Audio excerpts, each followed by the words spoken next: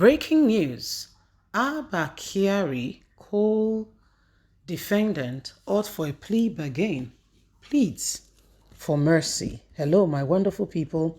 Remember ABBA KYARI? Yeah, the one who Femi Falana says he's shocked that he agreed to go on that very road because, the US have requested for him for the fact that he was indicted in a money laundering case, fraud, which they don't joke with. And so the courts in the US has asked that he be extradited. But there is a clause to that extradition whole thing. If he's extradited, if he has a case in his home country, he will not be extradited. So there is, before you know it, there was a connive, okay, or a plot. And before you can say Jack Robinson, it turns out to be something else. Please don't forget to give us a thumbs up, like us, share, subscribe. See what ABBA KYARI's co-defendant has said. Two co-defendants in the suit filed by the National Drug Enforcement Agency against suspended DCP ABBA KYARI over a drug deal Tuesday prayed to the Federal High Court in Abuja for a plea bargain agreement.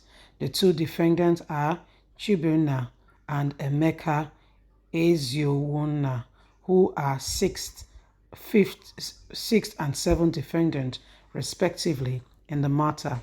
They are the two alleged drug traffickers arrested in Akono International Airport in Enugu, who pleaded guilty to 5, 6, and 7 counts referred against them by the anti-graft agencies. At the summon hearing, counsel for the NDLEA, Sunday Joseph, told Justice Emeka that two motions seeking a plea bargain in respect of Umabi and Eziomo had been filed. Joseph said the motion dated June the 13th were filed on June the 14th last year. The lawyer of the two defendants, E.U. Okoye, also consulted with Joseph summons. These were the people who were caught with the suspended Chief Superintendent ABBA KYARI, who the US is requesting for extradition. He has not really given a clear indication of if he's guilty or not. However, the two defendants with him has pleaded guilty and has pleaded for plea bargain and for mercy from the court. However, ABBA KYARI is yet to give a plea bargain and rather will want the status quo to remain the same where it is so that he's not sent to the US. So this is what is happening. As much as he will not want to stay in prison, he does not want to be extradited to the US either. So it's a matter that it's in between. Okay, it's really in between. So this is possibility of what is going on right now. The other guys that were found with him has pleaded that they should forgive them. They are sorry for being involved in drug. However, ABBA KYARI, who took $20,000. I mean, if you look at the case now before him and the money with all the drug things going on, you'll be wondering, what does he want to do with $20,000? You know that thing called greed is insatiable. The more you give to greed, the more greed wants more. Greed is insatiable. The more you put in there, the more greed wants. It's insatiable. It can't just be satisfied. It can't just be satisfied. If you like, give it heaven on earth. It won't be satisfied. It just won't be satisfied. So this is the case. The other people has pleaded guilty and has prayed the court that, they tender justice with mercy. However, ABBA KYARI has not really said anything in those regards. We'll wait and see patiently what Nigerian government will be doing in those regards and how this whole extradition thing will go on. The case in the US has also been postponed. It has been shifted to a later day in autumn. So wait and see, because it's becoming a reality that ABBA KYARI has already promised them that if he steps out of this country, to go and answer questions in the US, people should be ready to get exposed. So everyone who does not want to get exposed have been trying to do everything they can, humanly speaking, possible, to ensure that, you know, they are not exposed, so to say. So these are the possibilities and things that are going on, and why we all must be, you know, must be really ready, okay, to ensure that, you know, we stand for what is right.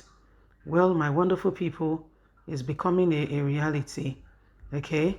It's becoming a reality, some of the things that are going on, and why we all must be very cautious and ensure that we stand for what is right. It's not fair, okay, where people who should not be, you know, those who should be dealt with for committing crime are the ones going scot-free. Why the ones who has committed real crimes are the ones who, you know, are those ones are, you know, they are let free. Why the ones who have not committed crimes are the ones who are being held?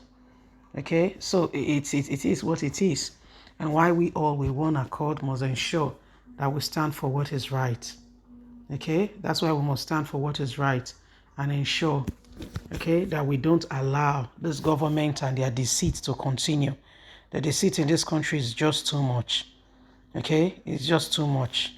So this is what is going on right now. This is what is happening.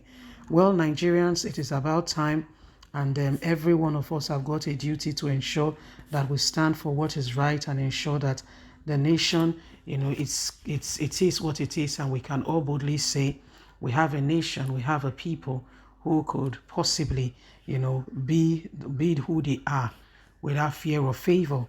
Okay, so it is what it is, my wonderful people. We have to rise up to the occasion. We cannot continue on the same tangent and expect a different result.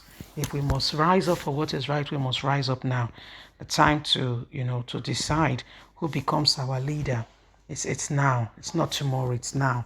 So these are some of the things going on, and my wonderful people, we must all, you know, speak out for what we need and what we need for this country to be better. Every one of us have got a duty. Every one of us must stand for what is right. Every one of us must vote.